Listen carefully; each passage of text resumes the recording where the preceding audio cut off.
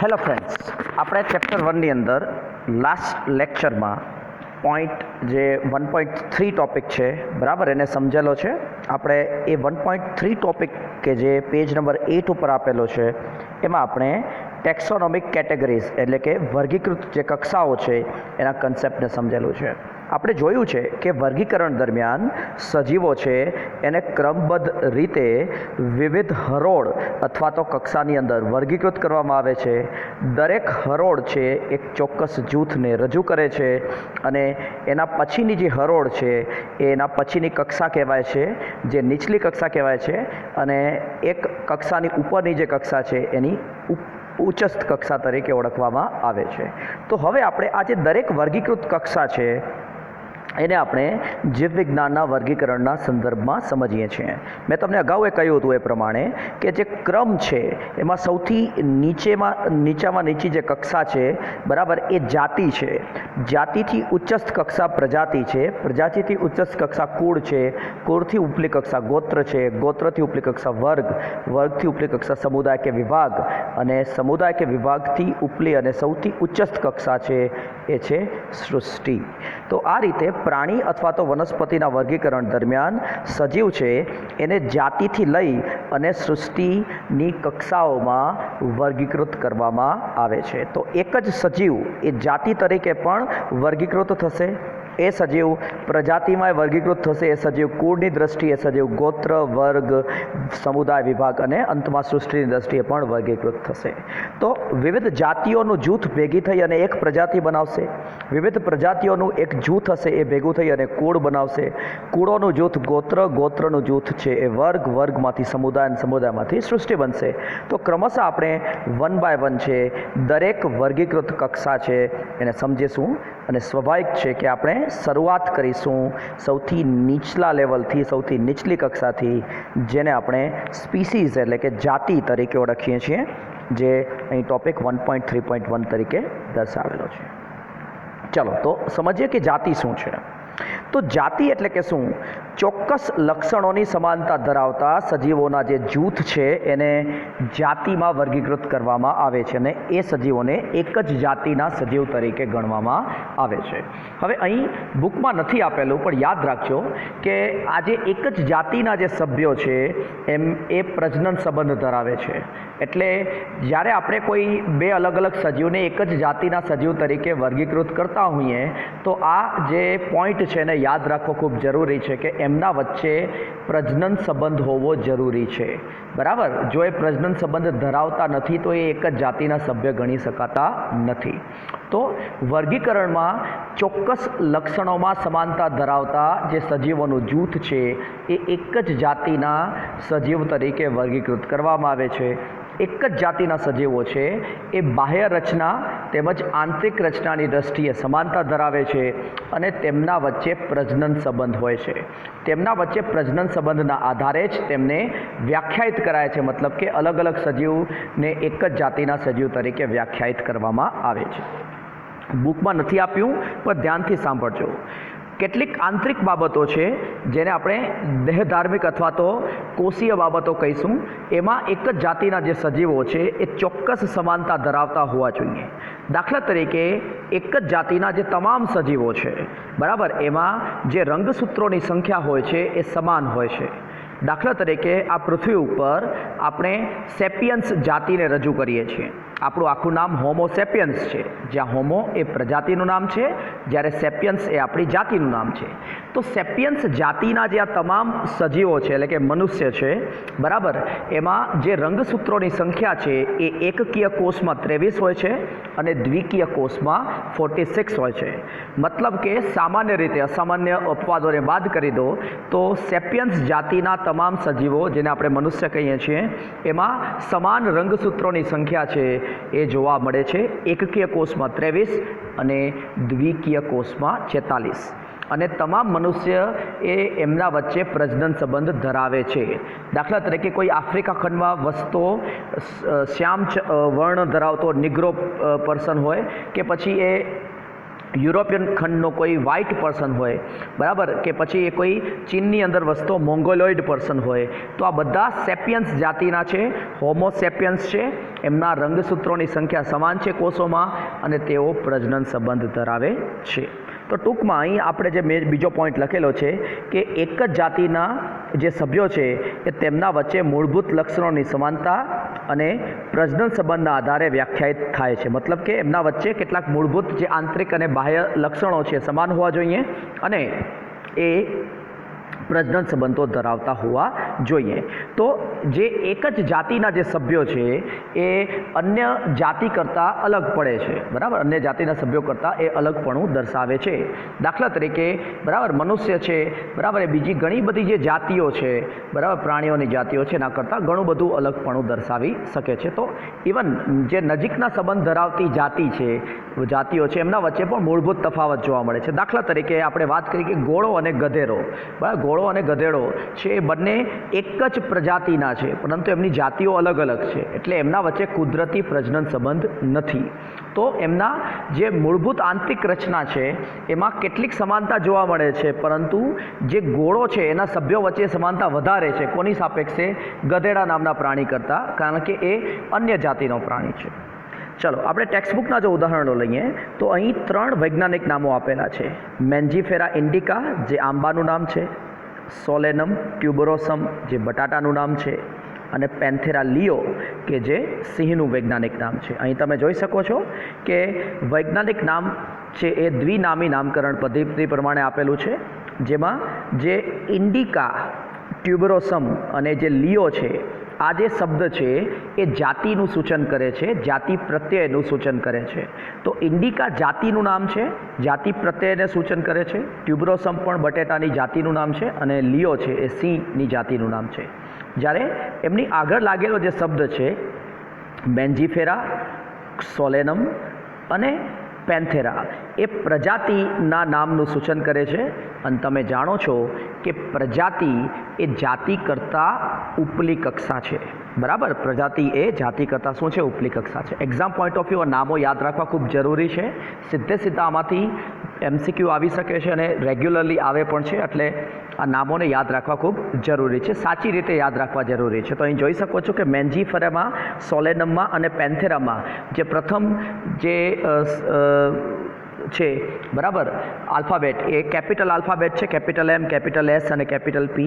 જ્યારે જે પ્રજાતિ પછી જે જાતિનું પ્રત્યય લાગે છે એમાં જે પ્રથમ આલ્ફાબેટ છે સ્મોલ લેટરમાં છે, સ્મોલ I, સ્મોલ T અને સ્મોલ L. તો આપણે એમ કહીશું કે ટ્યુબરોસમ, ઇન્ડિકા અને લિયો એ સોલેનમ એ જાતિના નામો છે, જ્યારે સોલેનમ, મેન્જીફેરા અને પેન્થેરા છે પ્રજાતિના નામો છે. તો પ્રજાતિ એ જાતિથી ઉપલી કક્ષાનું નિર્દેશન કરે છે અને આપણે આગળ જોઈશું કે પ્રજાતિ એક અથવા તો વધારે ચોક્કસ જાતિઓ ધરાવી શકે છે. ઉદાહરણ તરીકે જે પેન્થેરા પ્રજાતિ છે, બરાબર, એમાં સિંહ છે એટલે કે લિયો જાતિનો સમાવેશ થાય છે, સાથે સાથે ટાઇગ્રીસ જાતિનો પણ સમાવેશ થાય છે અને પેરેડસ એટલે કે દીપડાની જાતિનો પણ સમાવેશ થાય છે. મતલબ કે પેન્થેરા નામની જે પ્રજાતિ છે એમાં લિયો નામની જાતિની સાથે જે વાઘની જાતિ છે ટાઇગ્રીસ અને દીપડાની જાતિ છે પેરેડસ એનો સમાવેશ થાય છે. એ જ રીતે જે સોલેનમ નામની પ્રજાતિ છે એમાં ટ્યુબરોસમ એટલે કે બટેટાની જાતિની સાથે સાથે નાઇગ્રમ એટલે કે પીલુડીની જાતિનો પણ સમાવેશ થાય છે અને મેલોન્જીના એટલે કે રીંગણ છે એની જાતિનો પણ સમાવેશ થાય છે. અને આપણે એમ કહીશું કે મનુષ્ય છે એનું વૈજ્ઞાનિક નામ હોમો સેપિયન્સ છે, જ્યાં હોમો પ્રજાતિનું નામ છે, જ્યારે સેપિયન્સ મનુષ્યની જાતિ છે. તો અહીં એ જ લખેલું છે જે ટેક્સ્ટબુકના જ પોઈન્ટ્સ છે, બરાબર, કે પેન્થેરા જે પ્રજાતિ છે એમાં અન્ય જાતિઓ ટાઇગ્રીસ એટલે કે વાઘ અને પેરેડસ એટલે કે દીપડાનો સમાવેશ થાય છે. એ જ રીતે સોલેનમ નામની પ્રજાતિ છે એની અંદર નાઇગ્રમ અને એટલે કે પીલુડી અને મેલોન્જીના એટલે કે રીંગણની જાતિઓનો પણ સમાવેશ થાય છે. અને હોમો સેપિયન્સ જે મનુષ્યનું વૈજ્ઞાનિક નામ છે એમાં હોમોનો અર્થ પ્રજાતિનું નામનું સૂચન કરે છે અને સેપિયન્સ એ મનુષ્યની જાતિ છે. મેં તમને અગાઉ કહ્યું એ પ્રમાણે કે જાતિના જે સભ્યો છે એમના વચ્ચે પ્રજનન સંબંધ હોવો અનિવાર્ય છે અને સાથે સાથે રંગસૂત્રોની જે સંખ્યા હોય છે એ પણ તમામ જાતિના સભ્યોમાં સમાન જોવા મળે છે. ચલો હવે આપણે જાતિને સમજ્યા બાદ એનાથી ઉપલી કક્ષા પ્રજાતિને સમજીએ છીએ. તો પ્રજાતિ એટલે શું? જે સંબંધિત જાતિઓનું જે જૂથ છે એને પ્રજાતિ તરીકે વર્ગીકૃત કરવામાં આવે છે. તો પ્રજાતિ નામની કક્ષામાં, પ્રજાતિ નામના જૂથમાં એવી જાતિઓનો સમાવેશ કરવામાં આવે છે કે જે પ્રજનન સંબંધો નથી ધરાવતી, એમના સભ્યો આંતરિક અંદરો-અંદર પ્રજનન સંબંધો ધરાવતા નથી.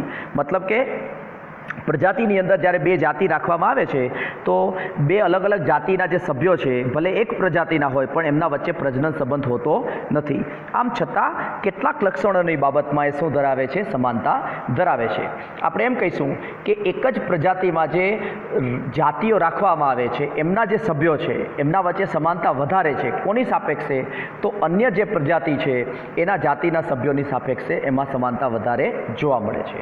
તો આપણે એમ કહીશું કે પ્રજાતિ, જેને જીનસ કહેવામાં આવે છે, તો નજીકના સંબંધો ધરાવતી જાતિઓના જૂથને બરાબર એ પ્રજાતિ તરીકે વર્ગીકૃત કરવામાં આવે છે અને એનો સમાવેશ એક પ્રજાતિમાં કરવામાં આવે છે. અન્ય પ્રજાતિની જાતિઓ કરતાં જુદા લક્ષણો ધરાવે છે. મતલબ કે આ જે પ્રજાતિની અંદર જે સજીવો છે, અલગ અલગ જાતિના જે સજીવો છે એ અન્ય પ્રજાતિના જે સજીવો છે એના કરતાં જુદા લક્ષણો ધરાવે છે. પરંતુ એક જ પ્રજાતિના જે અલગ અલગ જાતિના જે સભ્યો છે એમના વચ્ચે કેટલાક લક્ષણોની બાબતમાં સમાનતા જોવા મળે છે. ચલો આપણે ઉદાહરણ સાથે સમજીએ છીએ.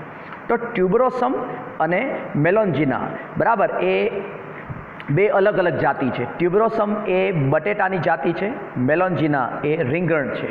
હવે આ બંને એક જ પ્રજાતિના છે જેને આપણે સોલેનમ તરીકે દર્શાવીએ છીએ. તો સોલેનમ ટ્યુબરોસમ એ બટાટાનું વૈજ્ઞાનિક નામ છે, સોલેનમ મેલોન્જીના એ રીંગણનું વૈજ્ઞાનિક નામ છે. એ જ રીતે પ્રાણીઓમાં અહીં જે ટેક્સ્ટબુકનું ઉદાહરણ લઈએ તો લિયો એટલે કે સિંહ, ટાઇગ્રીસ એટલે કે વાઘ અને પેરેડસ એટલે કે દીપડો, આ ત્રણેય અલગ અલગ જાતિને રજૂ કરે છે. આ ત્રણેય જાતિઓની એક જ પ્રજાતિ છે, મતલબ કે ત્રણેય જાતિઓને એક જ પ્રજાતિમાં વર્ગીકૃત કરાય છે, એને કહેવાય છે પેન્થેરા. હવે તમે જુઓ કે વાઘ અને સિંહ છે, વાઘ અને દીપડો છે, સિંહ અને દીપડો છે, એ કેટલાક બાહ્ય લક્ષણોની બાબતમાં સમાનતા ધરાવે છે. એમની જે આંતરિક રચના છે, ખાસ કરીને કંકાલ તંત્રની રચના છે, એમાં પણ ગાઢ સમાનતા જોવા મળે છે. આમ છતાં પણ વાઘ અને જે સિંહ છે એ અલગ અલગ જાતિના છે, એમના વચ્ચે પ્રજનન સંબંધનો અભાવ છે. પરંતુ જો તમે સિંહના લક્ષણોને રીંછ સાથે સરખાવશો, કારણ કે રીંછ એક અલગ જ પ્રજાતિમાં વર્ગીકૃત કરાયેલી જાતિ છે, તો તમે જ્યારે સિંહના લક્ષણોને રીંછના લક્ષણોથી સરખાવશો તો એમાં તમને ઘણી બધી અસમાનતા જોવા મળશે. પણ જો તમે સિંહના લક્ષણોને વાઘના લક્ષણો સાથે સરખાવશો તો એમાં તમને ઘણી બધી સમાનતા જોવા મળશે. હવે એનું કારણ શું છે કે સિંહ અને વાઘની જે જાતિ છે એ વધારે સમાનતા ધરાવે છે અને એના કારણે એમને એક જ પ્રજાતિમાં વર્ગીકૃત કરવામાં આવે છે. જ્યારે સિંહ અને રીંછ છે એ અલગ અલગ જાતિઓના છે અને એ અલગ અલગ જાતિઓ છે એ ગાઢ અસમાનતા ધરાવતી હોવાના કારણે એમને અલગ અલગ પ્રજાતિમાં વર્ગીકૃત કરવામાં આવે છે. તો આપણે એમ કહીશું કે નજીકના સંબંધ ધરાવતી જે જાતિઓ છે, જેમ કે લિયો, ટાઇગ્રીસ અને પેરેડસ એટલે કે સિંહ, વાઘ અને દીપડો છે, એ નજીકના સંબંધ ધરાવતી જાતિઓ છે. ભલે એમના વચ્ચે, એમના સભ્યો વચ્ચે પ્રજનન સંબંધ ના હોય, પરંતુ અન્ય પ્રજાતિના સભ્યો કરતાં એમાં વધારે સમાનતા જોવા મળે છે. દીપડાના લક્ષણોની સમાનતા વરુના લક્ષણો કરતાં વધારે જોવા મળે છે અને એટલા માટે દીપડાને વરુની પ્રજાતિમાં વર્ગીકૃત નથી કરવામાં આવતો. એની જાતિને, જે વાઘ અને સિંહ છે એની જાતિઓની સાથે એક જ પ્રજાતિ પેન્થેરા છે એમાં વર્ગીકૃત કરવામાં આવે છે. હવે જો તમે વાઘ અને સિંહ કે દીપડાના બાહ્ય લક્ષણોને સરખાવશો ઘરમાં જોવા મળતી બિલાડી સાથે, તો જે બિલાડી છે, ઘરમાં જોવા મળતી બિલાડી છે બરાબર, એ બિલાડીનું જે જાતિ છે એ છે કેક્ટસ ડોમેસ્ટિકસ. જાતિનું નામ છે cactus domesticus. Okay, sorry, catus domesticus. તો કેટસ ડોમેસ્ટિકસ એ ઘરમાં જોવા મળતી જે બિલાડી છે એની જાતિ છે અને એ જે પ્રજાતિનો ભાગ છે એ છે ફેલિસ.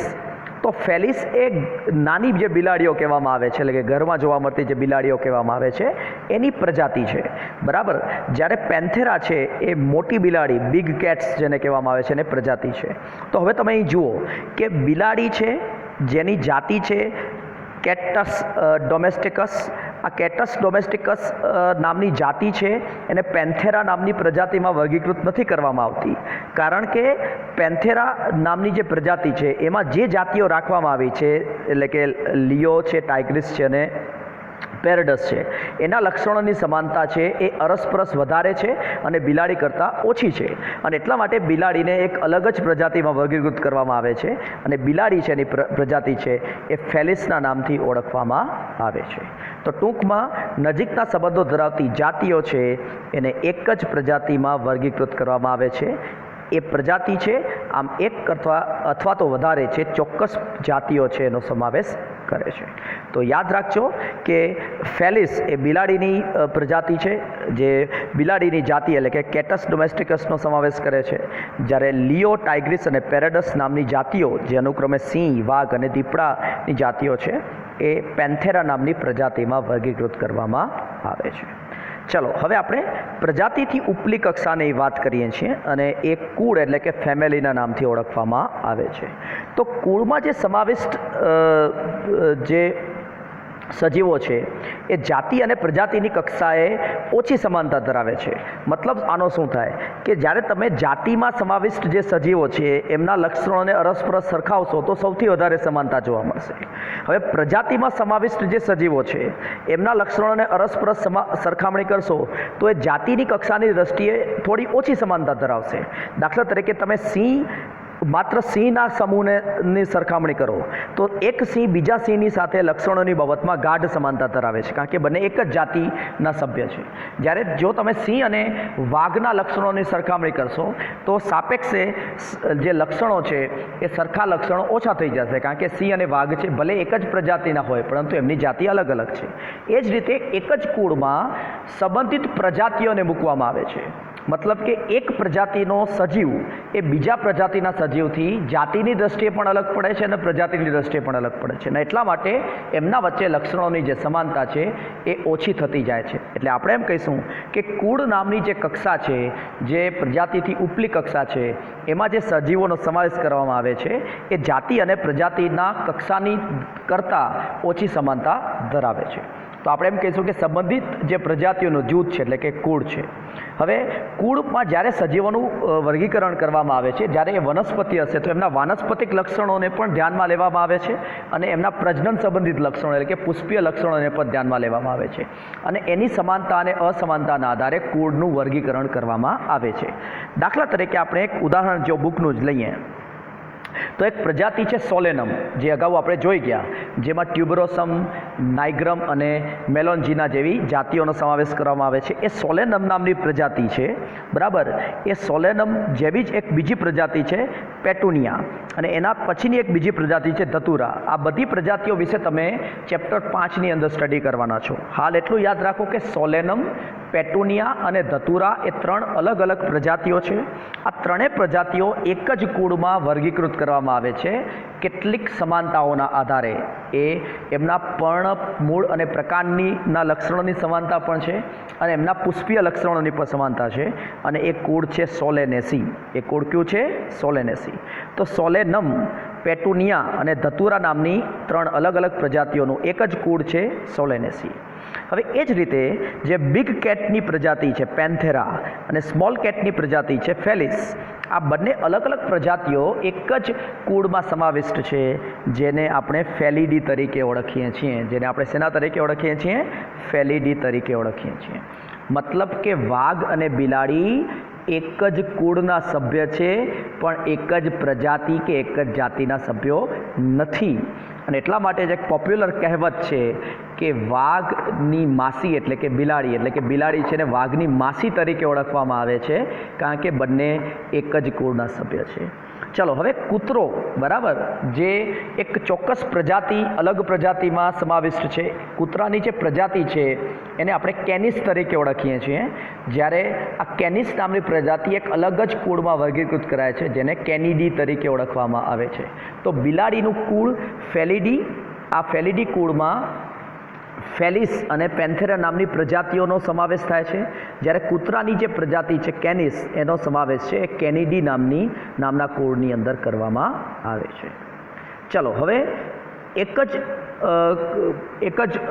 ગોત્ર એટલે કે એક ગોત્રની વાત કરીશું જે કુળથી ઉચ્ચ કક્ષા છે. તો તો સંબંધિત જે કુળો છે એને સમાવિષ્ટ કરતી કે કક્ષા છે એ ગોત્રના નામથી ઓળખવામાં આવે છે. તો આપણે એમ કહીશું કે લક્ષણોની રીતે કેટલીક સમાનતા ધરાવતા સજીવોનું જૂથ છે અથવા તો કુળોનું જૂથ છે. આમાં પુષ્પીય લક્ષણોની ના આધારે વનસ્પતિમાં બે અલગ અલગ કુળ છે. એક સોલેનેસી નામનું કુળ છે જેમાં સોલેનમ, ધતુરા અને પેટુનિયા જેવા પ્રજાતિઓનો સમાવેશ થાય છે. આ સોલેનેસી નામના કુળ અને બીજું એક કુળ છે કોન્વોલ્યુલેસી, બરાબર, કોન્વોલ્યુલેસી. તો કોન્વોલ્યુલેસી અને સોલેનમ આ જે બે અલગ અલગ કુળો છે એને એક જ ગોત્રની અંદર વર્ગીકૃત કરવામાં આવે છે અને એ ગોત્રનું નામ છે પોલીમોનિયલ્સ. તો ગોત્ર છે પોલીમોનિયલ્સ અને બે કુળો છે એ છે સોલેનેસી અને કોન્વોલ્યુલેસી. કોન્વોલ્યુલેસી અને સોલેનેસી બે અલગ અલગ કુળ છે એને એક જ ગોત્રમાં વર્ગીકૃત કરવામાં આવે છે. ચલો હવે આપણે પ્રાણીનું એક્ઝામ્પલ લઈએ. તો એ જ કૂતરા અને બિલાડાની સ્ટોરી થોડી આગળ વધારીએ.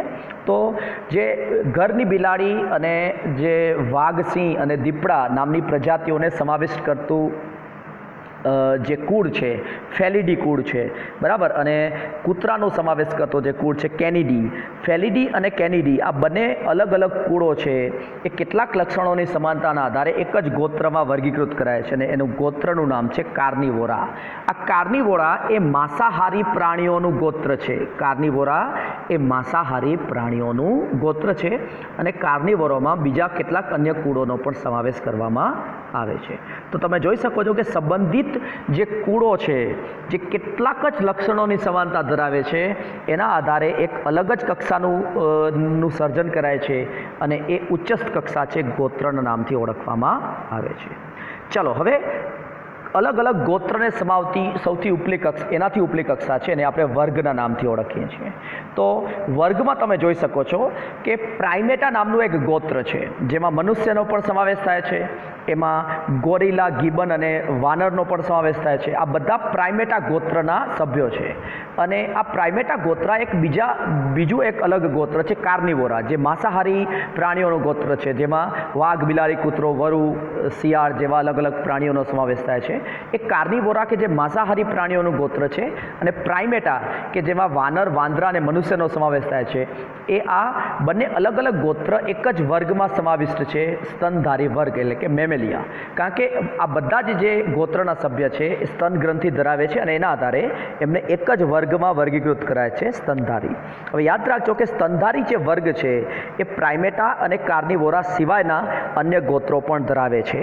તો સ્તનધારી વર્ગ છે એ અન્ય ગોત્ર પણ ધરાવે છે. એક ઉદાહરણ લઈ લઈએ, બુકમાં નથી આપેલું, કે જે સસલું છે, રેબિટ છે, એનું જે ગોત્ર છે એ ગોત્ર છે એને કહેવામાં આવે છે લેગોમોર્ફા, બરાબર. લેગોમોર્ફા એ સસલાનું ગોત્ર છે અને આપણે લોગોમોર્ફા અથવા તો લેગોમોર્ફા તરીકે ઓળખીએ છીએ. તો લેગોમોર્ફા કે જે સસલાનું ગોત્ર છે, પ્રાઇમેટા જે મનુષ્ય, વાનર, વાંદરાનું ગોત્ર છે અને કાર્નિવોરા કે જે વાઘ, બિલાડી, બરાબર, રીંછ જેવા માંસાહારી કેટલાક પ્રાણીઓનું ગોત્ર છે એ એક જ વર્ગમાં સમાવેશ છે જેને આપણે સ્તનધારી વર્ગ તરીકે ઓળખીએ છીએ. ચલો સમુદાયની વાત કરીએ. સમુદાય એ વર્ગથી ઉપલી કક્ષા છે. તો અલગ અલગ જે વર્ગો છે જેમાં મત્સ્ય વર્ગ એટલે કે માછલીઓનું વર્ગ, ઉભયજીવીનું વર્ગ, સસ્તન પ્રાણીઓનું વર્ગ, સ્તનધારી સરીસૃપ પ્રાણીઓનું વર્ગ, સ્તનધારી પ્રાણીઓનું વર્ગ અને વિહર્ગ વર્ગ એટલે કે પક્ષીઓ, અહીં નથી લખેલું પણ વિહર્ગ વર્ગ પણ એમાં સમાવેશ આવી જાય છે. તો મત્સ્ય, ઉભયજીવી, સરીસૃપ, સ્તનધારી અને પક્ષીઓ એટલે કે વિહર્ગ વર્ગ, આ બધા અલગ અલગ વર્ગના સભ્યો છે. આ બધાના ક્લાસ અલગ અલગ છે, વર્ગ અલગ અલગ છે. આમ છતાં પણ કેટલાક લક્ષણોની દ્રષ્ટિએ એમને એક જ સમુદાય એટલે કે ફાઇલમની અંદર વર્ગીકૃત કરવામાં આવે છે અને એ છે મેરુદંડી સમુદાય. કોર્ડેટ સમુદાય કયો છે? મેરુદંડી. તો મત્સ્ય, ઉભયજીવી, સરીસૃપ, વિહર્ગ અને સ્તનધારી આ બધા જ અલગ અલગ વર્ગના જે પ્રાણીઓ છે એમના કયા લક્ષણોની સમાનતાના આધારે એમને એક જ સમુદાય મેરુદંડીમાં વર્ગીકૃત કરવામાં આવે છે.